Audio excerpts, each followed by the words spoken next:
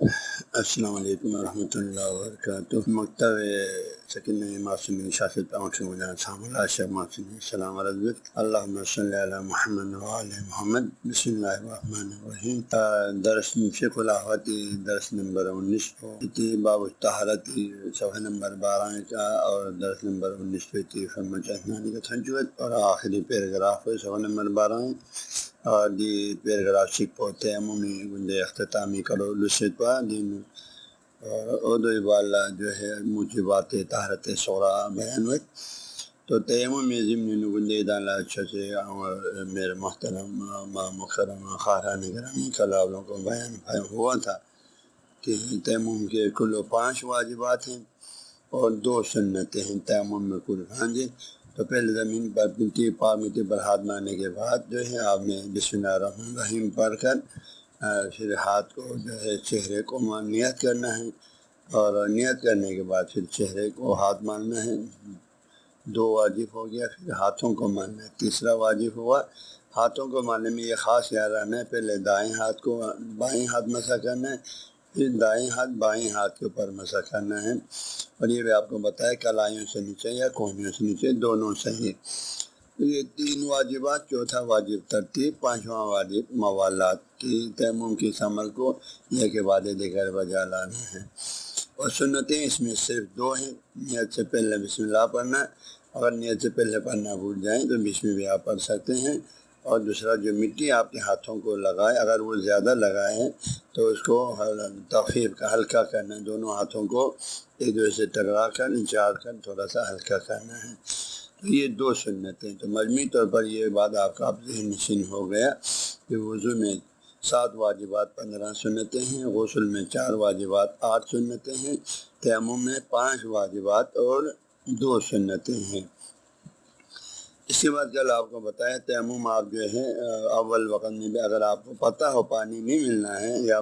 جو عذر شرعی ہے، تکلیف ہے پانی کی وجہ سے وہ رفع نہیں ہونا ہے، تو پھر اول وقت میں بھی کر سکتے ہیں، بیچ میں بھی کر سکتے ہیں، آخر وقت میں بھی کر سکتے ہیں۔ لیکن اگر کہیں وہ بھی تکلیف ٹھیک ہونے کا امکان ہو، پانی ملنے کا امکان ہو، تو آخر وقت تک انتظار کریں۔ ابھی آخری پیراگراف فرماتے ہیں وَإِن صَلَّيْتَ مُتَيَمِّمًا، کہتے ہیں اگر آپ نے نماز پڑھ لی تیمم کے ساتھ، جیسے پانی نہ ملنے کے موقعوں پر آپ نے تیمم کے ساتھ نماز پڑھ لیا، ثم وجدت الماء، پھر آپ نے پانی آپ کو پا لیا، پانی مل گیا، اور ابھی نماز پڑھنے کا وقت باقی ہو، والوقت یبی، اور وقت پورا کر رہا ہے، وقت میں گنجائش ہے، بالطہارت وضو کرنے کا، وضو کرنے کا بھی، وصلاۃ الفریضۃ التی،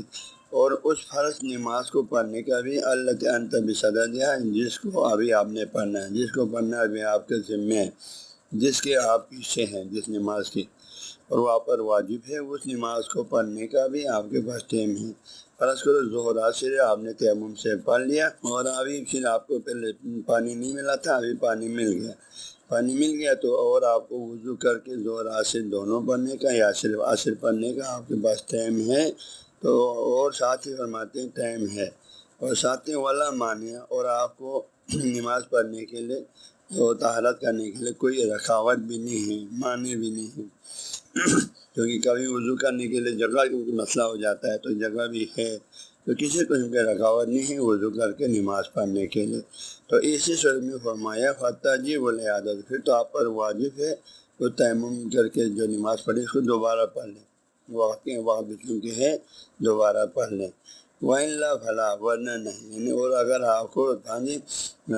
کوئی معنی آ گیا، وضو کرنے کا نماز پڑھنے کا ٹائم تو تھا لیکن کوئی معنی آ گیا، جیسے ایک ایسے جگہ پر آپ کو پانی ملا جہاں آپ وضو نہیں کر سکتے، آپ کے لیے خوف ہے، یا وہاں وضو کرنے کا کوئی جگہ ہی نہیں ہے، ہاں جی، تو ایسی صورتوں میں جیسے طہارت کرنے کے لیے جگہ ہی نہیں ہے، تو ایسی صورتوں میں آپ وہاں نماز وضو نہیں کر سکتا تو نماز بھی نہیں پڑھ سکتا۔ ایسی کوئی بھی رکاوٹ ہو تو اس صورت میں وقت ہونے کے باوجود بھی آپ پر قضا نہیں ہے، وہی تیمم والا نماز ادا ہے، لیکن کسی قسم کی رکاوٹ نہ ہو ٹائم بھی ہے، ابھی پانی بھی مل گیا، کوئی رکاوٹ بھی نہیں وضو کر کے نماز پڑھنے کے لیے، پھر تو اعادہ کرنا، دوبارہ اثر نو پڑھنا واجب ہے۔ اور اگر آپ کی کوئی رکاوٹ ہو گئی تو پھر آپ پر واجب نہیں ہے۔ رکاوٹ میں جو ہے کبھی وہاں وہ جگہ مناسب نہیں جہاں ہم نماز پڑھنا چاہیں، خصوصاً خواتین کے لیے، خواتین ہر جگہ نماز نہیں پڑھ سکتے، ہر جگہ وضو نہیں کر سکتے ہیں، ہاں جی، تو اس وجہ سے وہ ایسی رکاوٹیں ہو تو پھر آپ کے لیے قضا واجب، دوبارہ پڑھنا واجب نہیں ہے، وہی تیمم سے آپ نے پڑھ لیا، وہی نماز آپ کے لیے کافی ہے۔ تو اس طرح تیمم کی بحث فی الحال جو ہے خلوص ہو گیا۔ ایک تفصیلی بات بعد میں موجبات کے بعد میں دوبارہ آئے گا، فی الحال یہ بات یہیں پر واجبات سنتیں بیان ہو گیا۔ اب آگے بات آ رہا ہے آپ پر جو ہے موجبات وضو۔ ابھی تو ہم نے پڑھ لیا تھا وضو کے اندر جو آپ نے پریکٹیکلی جو واجب کام کرنا تھا وہ بیان ہو گیا، وہ 7 چیزیں ہیں۔ ابھی وہ چیزیں آ رہا ہیں جس کی وجہ سے آپ کو وضو کرنا واجب ہو جاتے ہیں، یعنی فرض کرو پہلے آپ پر وضو تھا، پھر آپ کے وضو ٹوٹ گیا، تو دوسرے الفاظ ہم یوں کہہ سکتے ہیں وضو ٹوٹنے والی چیزیں، وہ چیزیں جو ہم سے صادر ہونے سے ہمارے وضو ٹوٹ جاتی ہے اور ہمیں دوبارہ وضو کرنا پڑتا ہے، نماز پڑھنا ہو یا دوسرے ان چیزوں کے لیے طہارت شرط ہے، وضو شرط ہے۔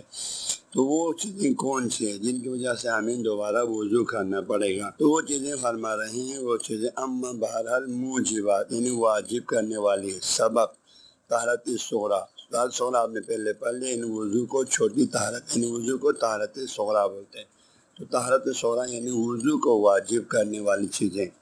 اما بہرحال موجبات واجب کرنے والی چیزیں، طہارت صغریٰ یعنی وضو کو واجب کرنے والی چیزیں کیا کیا ہیں، کون کون سے کام ہم سے صادر ہو جائیں تو ہمیں اثر نو وضو کرنا پڑے گا، ہمارے سابقہ وضو ٹوٹ جائے گا، ہاں جی، تو وہ کون سی چیزیں ہیں جو سبب بنتا ہے ہمیں وضو کرنے کا، علت بنتا ہے وضو کرنے کا،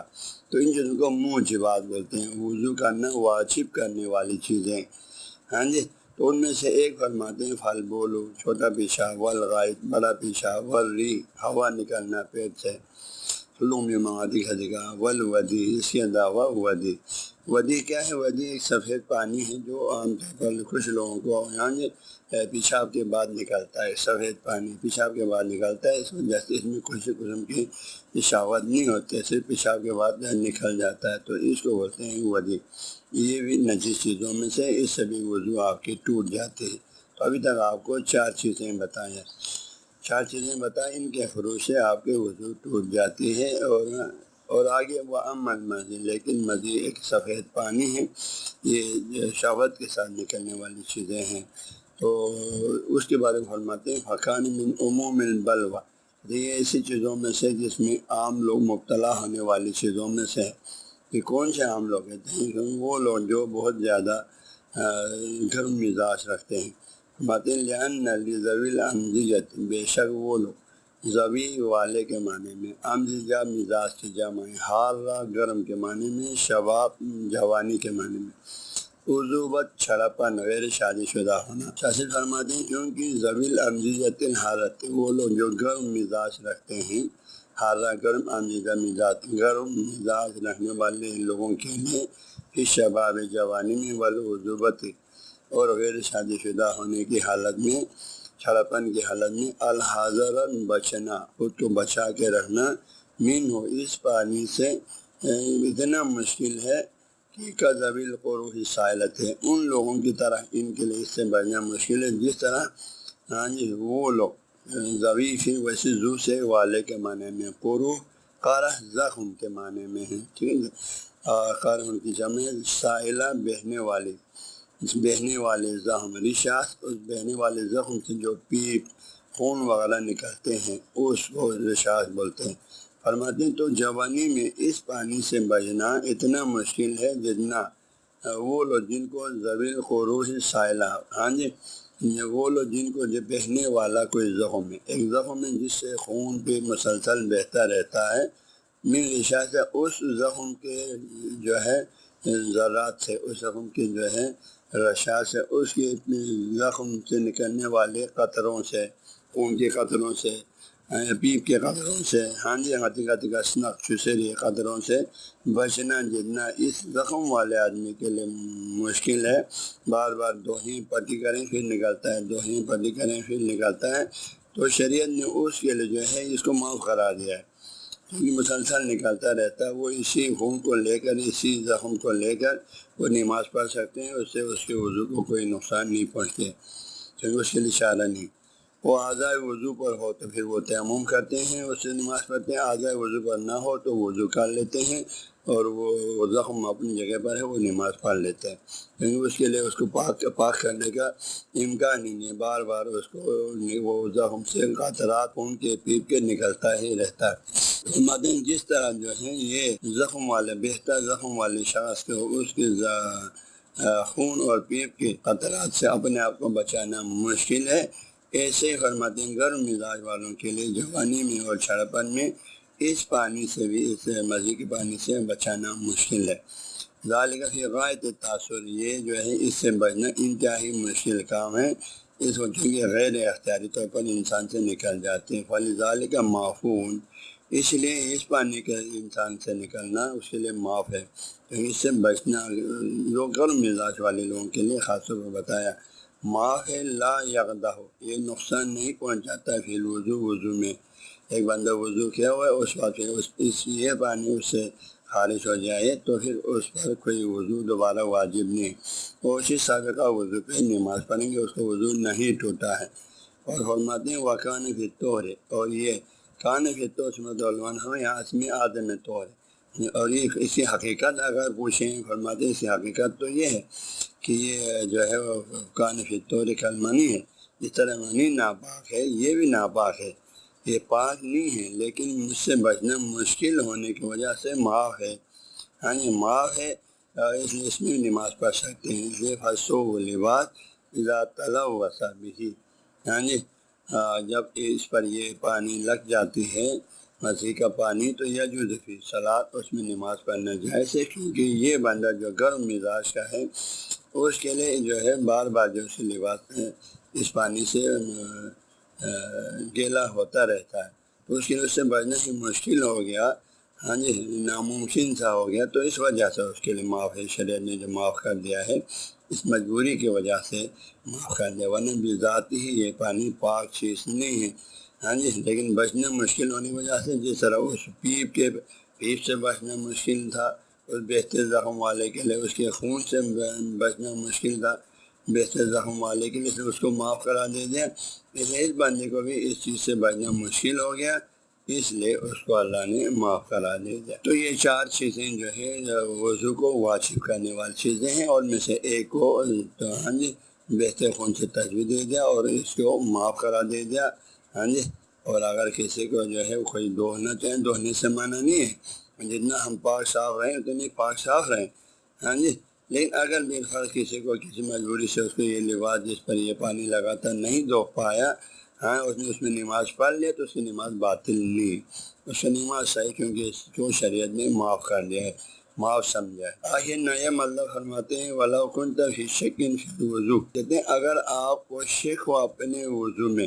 کہ میرا وضو باقی ہے یا اس میں شک ہو، وہ متیقناً بالحدث، اور یہ اور آپ کو یقین و حدث میں، اس کا مطلب ہے، اس کا مطلب یہ ہے یعنی ایک آدمی اس کا عادت ہے، مثلا عادت ہے وہ ہمیشہ مثلا 10 بجے وضو کرتے تھے، ٹھیک ہے جی، یہ خاتون کی عادت تھی ہمیشہ 10 بجے وہ وضو کرتے تھے، لیکن جو ہے آج 12 بجے کے ٹائم پہ اس کو اب شیک ہو گیا کہ آیا میں نے ابھی تو پتہ ہے، ابھی تو ہاں جی کہ اس کو یاد تھے آدمی نے وضو 10 بجے والا وضو نہیں کیا، اس کو یاد تھے، لیکن بعد میں پھر کیا تھا نہیں کیا تو اس کو شیک ہو جائے کہ 11 بجے 12 بجے اب زور کا ٹائم ہو چکا، میں نے پھر دوبارہ وضو کیا تھا نہیں کیا تھا، شیک ہو جائیں تو فرماتے ہیں فتوضا، اس بندے کو چاہے وضو کر لیں، اس کو چاہے وضو کر لیں، کیونکہ اس کے پہلے وضو تو یقیناً نہیں کیا ہے، اب بعد میں کیا ہے نہیں کیا شیک ہو گیا، تو اس میں اس شیک کی بنیاد پر آپ نماز نہیں پڑھ سکتے ہیں، آپ کو دوبارہ نماز وضو کرنا اثر نو واجب ہے لازم، فتوضا اس نے فرمایا آپ حاصل میں وضو کر لیں، لیکن وَلَوْ كُنْتَ فِي شَكٍّ، اگر آپ کا شک ہو فی الحدث میں، اس کی صورت یہ ہے کہ آپ کو یاد ہے میں نے 10 بجے وضو کیا ہے، بالکل یقین کے ساتھ یاد ہے، ابھی آپ کو 12 بجے نماز کا ٹائم، 1 بجے نماز کا ٹائم ہو گیا، آپ کو پھر شک ہو رہا ہے یہ جو میں نے 10 بجے وضو یقین کے ساتھ کیا تھا یہ ٹوٹا ہے یا نہیں ٹوٹا ہے، اس میں شک ہو گیا۔ تو اس میں شاذ فرماتے ہیں یہاں چونکہ آپ نے وضو کیا ہے، یقین ہے، ٹوٹنے پر شک ہے، تو اگر آپ اسی وضو سے نماز پڑھنا چاہیں پڑھ سکتے ہیں، لیکن دوبارہ وضو کریں تو زیادہ بہتر ہے۔ متن والا کن فی شکن، اگر آپ کو شک و فی الحدث میں وضو اور ٹوٹنے میں وہ متیقناً بالوضو، لیکن 10 بجے پہلے وضو کرنے پہ یقین ہے، تو اس میں یجوز بذالک الصلاۃ، تو اسی وضو پہ نماز پڑھنا جائز ہے، البتہ ما یلق بحال المتطہرین، لیکن پاک صاف والے لوگوں کے لیے یہ مناسب نہیں، مطلب یہ بندہ بھی دوبارہ وضو کریں تو بہتر ہے، اگر نہیں کیا اس نے اسی سابقہ وضو پہ نماز پڑھ لیا تو اس کی نماز صحیح ہے۔ اللہ ہم سب کو دین کو سمجھ کر دین پر عمل کرنے کی توفیق عطا فرما، اللہ سب کو اپنی رحمت کے سائے میں زندگی گزارنے کی توفیق عطا فرما، آمین۔ کرنا اثر نو واجب ہے، لازم، نے فرمایا آپ حاصل میں وضو کر لیں، لیکن والا کن فی شک، اگر آپ کا شک ہو فی الحدث میں، اس کی صورت یہ ہے کہ آپ کو یاد ہے میں نے 10 بجے وضو کیا ہے، بالکل یقین کے ساتھ یاد ہے،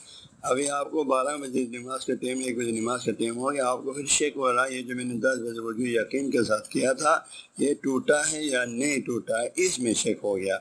تو اس میں شاذ فرماتے ہیں یہاں چونکہ آپ نے وضو کیا ہے، یقین ہے، ٹوٹنے پر شک ہے، تو اگر آپ اسی وضو سے نماز پڑھنا چاہیں پڑھ سکتے ہیں، لیکن دوبارہ وضو کریں تو زیادہ بہتر ہے۔ متن والا کن فی شکن، اگر آپ کو شک و فی الحدث میں وضو اور ٹوٹنے میں وہ متیقناً بالوضو، لیکن 10 بجے پہلے وضو کرنے پہ یقین ہے، تو اس میں یجوز بذالک الصلاۃ، تو اسی وضو پہ نماز پڑھنا جائز ہے، البتہ ما یلق بحال المتطہرین، لیکن پاک صاف والے لوگوں کے لیے یہ مناسب نہیں، مطلب یہ بندہ بھی دوبارہ وضو کریں تو بہتر ہے، اگر نہیں کیا اس نے اسی سابقہ وضو پہ نماز پڑھ لیا تو اس کی نماز صحیح ہے۔ اللہ ہم سب کو دین کو سمجھ کر دین پر عمل کرنے کی توفیق عطا فرما، اللہ سب کو اپنی رحمت کے سائے میں زندگی گزارنے کی توفیق عطا فرما، آمین، کرنے کی توفیق عطا فرما، اللہ سب کو اپنی رحمت کے سائے میں زندگی گزارنے کی توفیق عطا فرما، آمین آمین۔